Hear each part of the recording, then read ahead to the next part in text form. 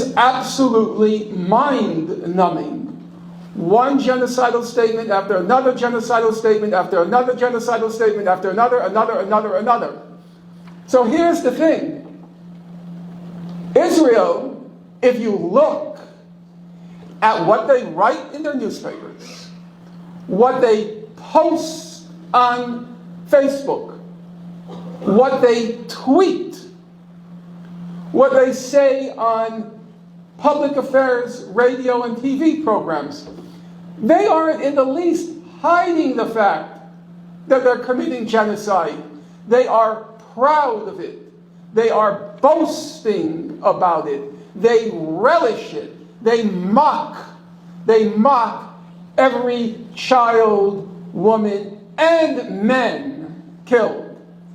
I find it personally disgusting the way there's this distinction between women and children killed versus men killed, as if every man is a deserving target in Gaza.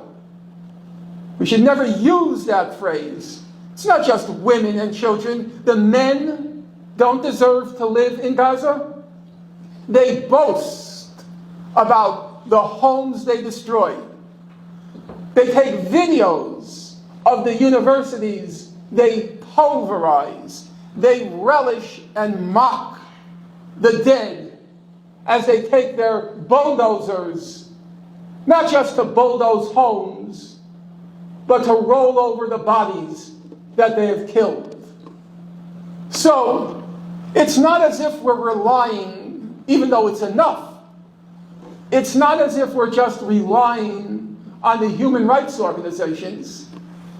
It's not just as if we're relying only on what the World Health Organization has to say, what UNESCO has to say, what UNICEF has to say, what CARE has to say, what Save the Children has to say, and on and on and on. I said, and I repeat, every humanitarian organization is saying the same thing about what's going on or has gone on in Gaza. It is not controversial. But even if there were, even for argument's sake, even if there were doubt about it, maybe they're all anti-Semitic. Maybe CARE is anti-Semitic, and maybe UNICEF is anti-Semitic, and maybe this organization is anti-Semitic, and that organization. Okay, maybe that's true, for argument's sake. But then how do you explain all the statements that are made by the senior government officials, by the most influential figures in Israeli civil society?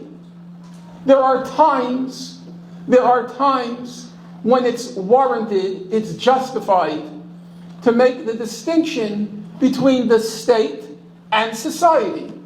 Because there are times when the state does not accurately represent the feelings, the sentiments of society in general. I am old enough to have lived through the Vietnam War in my country. And there was a period, you could say during the height of the Vietnam War, where the actions of our state, our government, did not reflect the feelings and sentiments of a large part of our society. However, that cannot, and I don't say this gleefully, I don't say it happily, but that cannot be said of what's happened in the past 16 months.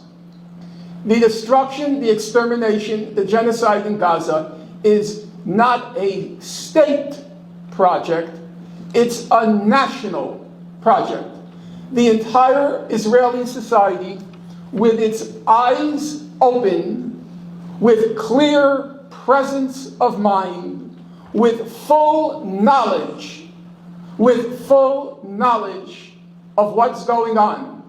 They see it in those Facebook postings, they see it in the tweets, they see it everywhere.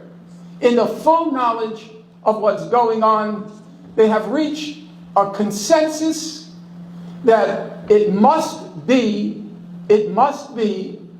that by the end of this conflict, Gaza will be no more.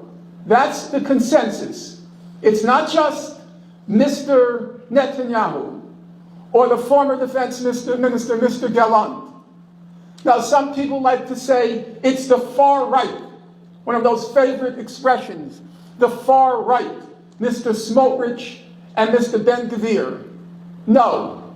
First of all, the whole country is the far right. There is no far right.